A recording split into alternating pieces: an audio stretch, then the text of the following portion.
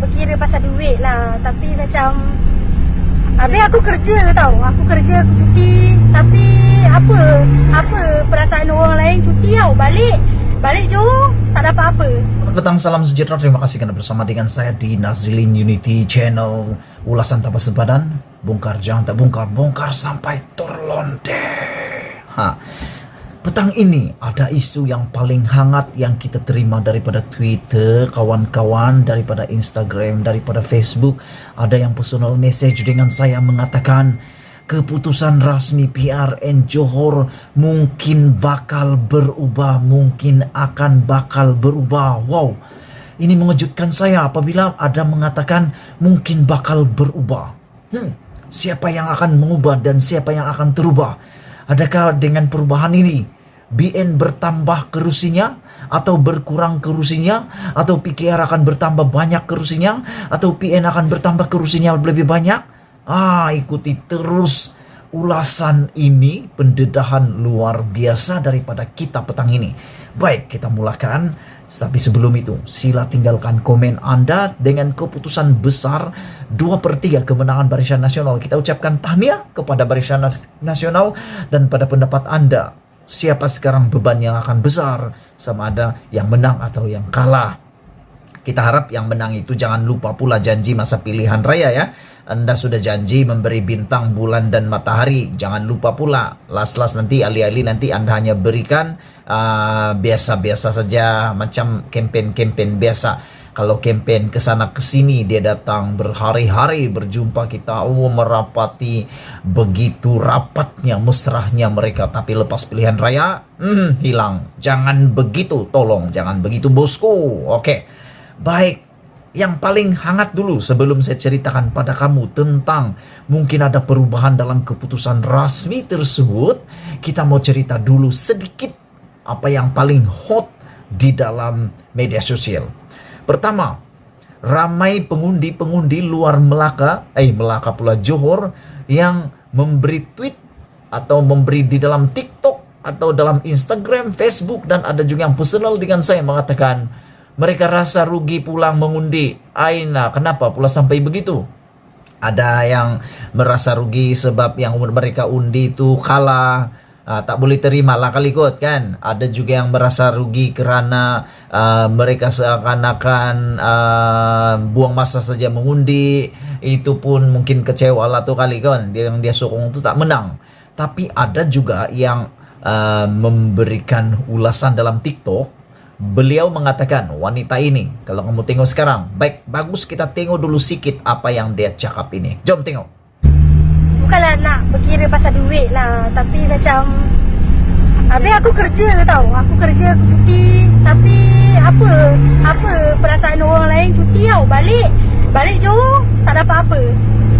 Dia kata luar daripada negeri Johor tak dapat. Habis yang aku kerja Melaka ni, yang bapak aku kerja kat Kelang, tak dapat. Orang cuti jauh-jauh kan, datang sini tak ada apa-apa. Bukanlah mengharap pun, tak kisahlah bendera mana menang, tu tak heran lah. Tapi apa function aku datang, aku tak dapat apa-apa yang benefit untuk aku. Tak tahulah kali ni mana-mana nak. Lepas tu dia dah janji datang mengundi, jangan risau, kita bagi. Dah datang macam ni pula. Bengang siut. Datang sana kena tolak, datang sini kena tolak. Nama tak ada, minta maaf lah apa. Geram pula kita lah. Okey lah, kalau macam tu aku pergi balik tempat aku mengundi, aku batalkan. Aku rasa bukan aku seorang je yang macam ni. Ramai luar negeri Melaka, luar negeri Johor. Habis yang negeri-negeri lain yang daripada Penang, daripada KL, datang dah lah jam. Tengok minyak lagi, cuti lagi. Ada je yang kerja hari Sabtu, cuti, balik. Aku kan nak pergi ke balik kampung kan, tapi dapat macam ni, apa benda siap. Nak marah, tak boleh. Dah mengundi kan.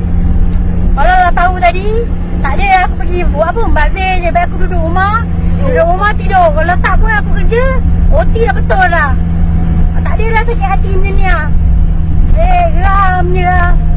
Kalau aku kerja dah betul dah, tak payah lah macam ni kan.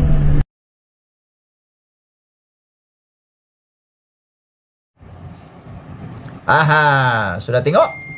Itu adalah komen wanita tentang dia pulang tak dapat apa-apa, tak ada faedah untuk aku katanya. Bercuti pun merugikan sahaja katanya, tak dapat apa-apa. Dan dia secara jujur mengatakan mereka yang daripada luar seperti bola pimpong, dipukul ke sana ke sini, nak minta bantuan ke sana ke sini tak dapat katanya. Bantuan apa? Kamu pun tahulah, setiap kali pilihan raya mesti adalah tuh kan. Saya tidak tahulah di mana yang ada, tapi menurut wanita ini begitulah ceritanya. Apa cerita kamu? Apa pendapat kamu tentang pendapat perempuan wanita yang membuang undi di PRN Johor ini? Oke, jom kita kepada isu yang utama. Adakah berubah keputusan resmi PRN Johor? Yang pertama, ada timbul desas-desus diketuai oleh Mazli Malik di Dun Layang-Layang. Beliau mengatakan ada beberapa kawasan pusat saluran mengundi yang tutup awal, dan menurut berita yang telah disiarkan, laporan berita sebelum ini, menurut Mazli Malik, beliau sudah berjumpa dengan peguamnya untuk mendapat nasihat bagi memberikan bantahan secara rasmi dan mungkin juga petition untuk membantah keputusan SPR ataupun perkara tentang penutupan pusat saluran mengundi tersebut. Jadi bermaksud kalaulah betul-betul berlaku salah laku di dalam pilihan raya ini, adakah berlaku lagi undi semula ataupun kiraan undi semula? Kalau itu berlaku, bermaksud mungkinkah akan ada berlaku perubahan pemilih atau perubahan pemenang?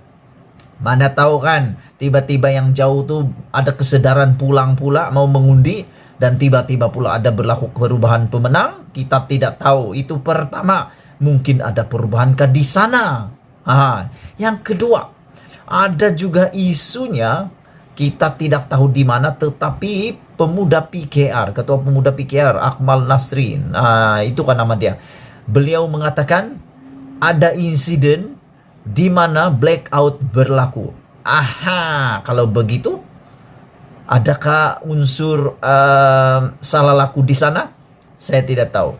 Menurut beliau, kenapa zaman modern sekarang ini masih lagi ada masalah teknikal seperti ini boleh berlaku? Kenapa tidak ada jana kuasa tambahan atau bantuan? Selepas 30 menit, barulah ada karan atau elektrik lampu semula.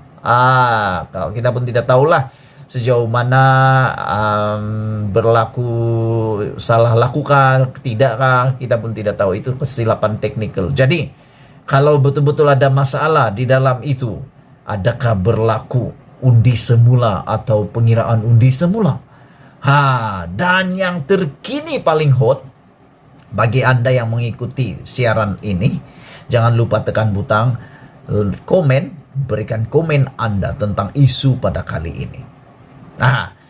Yang paling hot sebenarnya adalah apabila Barisan Nasional sendiri memberikan petition kepada keputusan pilihan raya rasmi di Bukit Batu, Dun Bukit Batu. Apa cerita? Ceritanya menurut Presiden MIC, beliau mengatakan berlaku mungkin perkara yang tidak diingini karena berlaku rosak undi yang terlalu banyak melebihi 600 di pusat buang undi ataupun di Dun Bukit Batu tersebut. Dan menurut beliau mereka akan menghantar petition kepada PSPR.